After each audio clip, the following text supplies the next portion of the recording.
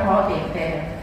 तो वो समृद्ध परिवार, उसके साथ ही साथ जो है प्रसाद जी की जो अध्ययन अध्यापन जो घर पे हुई थी, वेदों की, संस्कृत भाषा, उर्दू भाषा, इंग्लिश भाषा, सबका जो हुआ था। और एक बात आप लोगों को बताना चाहूँगी, प्रसाद जो है सिर्फ 6 और 7 कक्षा की 2 ही वर्ष स्कूल गए थे।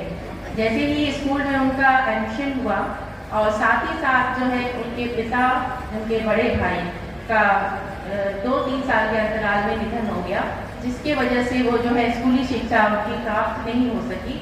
बाकी की शिक्षा उन्होंने घर पे ही प्राप्त की।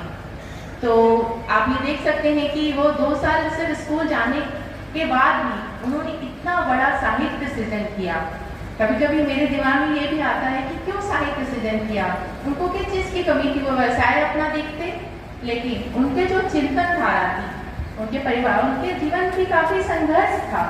तो इसके कारण जिस समय उस समय आज़ादी की लड़ाई भी चल रही थी और ये सारी चीज़ें देखते हुए उनको एक बात की बहुत ज़्यादा मुझे लगता है कि चिंता थी कि इस काल में जहाँ पर मुगलों का, फिर अंग्रेजों का काफ़ी ज़्यादा प्रभाव हमारे देश में पड़ चुका था, जिसकी वजह से जो हमारी ऐतिहासिक समृद्धि, जो परंपरा, सांस्कृतिक परंपरा थी, मुझे लग रहा था कि उस समय तक लोग उसको, आने वाली पीढ़ी उसको भूल ना जाए।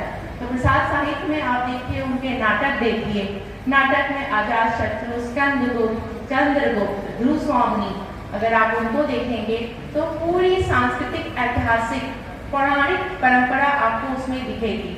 मैं चाहूँगी कि थोड़ा उस पर भी ध्यान देते हुए अध्यापकों को भी मैं यहाँ से बोलना चाहूँगी कि कोर्स के अलावा भी थोड़ा इस तरह से ध्यान देते हुए अगर बच्चों को बताया जाए तो मुझे लगता है प्रसाद साहित्य के माध्यम से जो हम अपना उद्देश्य है उसको तो प्राप्त करेंगे ही, साथ ही साथ उसके इतर जो बच्चों, उसके अलावा भी हमें अपने समाज, अपने देश, अपने विश्व के लिए क्या करना चाहिए, उसके तरफ से भी व्यक्तित्व का थोड़ा निर्माण हो सकेगा बच्चों को।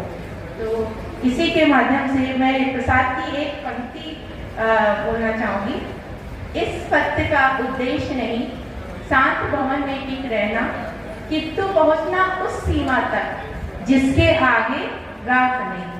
तो प्रसाद जी, ये जो उद्देश्य है, उद्देश्य तो हम प्राप्त कर ही रहते हैं, क्योंकि व्यवहारिक जीवन में हम पढ़ाई करते हैं, एक उद्देश्य प्राप्त करते हैं, कोई इंजीनियर, डॉक्टर, तरह तरह का पद प्राप्त है उसके साथ, लेकिन उसके साथ साथ हम क्या कार्य करें जो हमारे व्यक्तित्व निर्माण को 4 चांद लगा दे।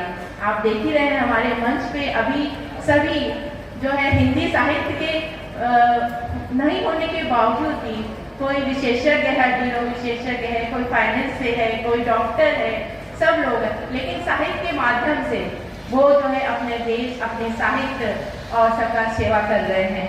तो हम चाहेंगे आने वाले भी जो हमारी पीढ़ी है और जो युवा हैं वो भी थोड़ा इस पर ध्यान देते हुए और साहित्य के द्वारा अपने अलग व्यक्तित्व का थोड़ा निर्माण करेंगे।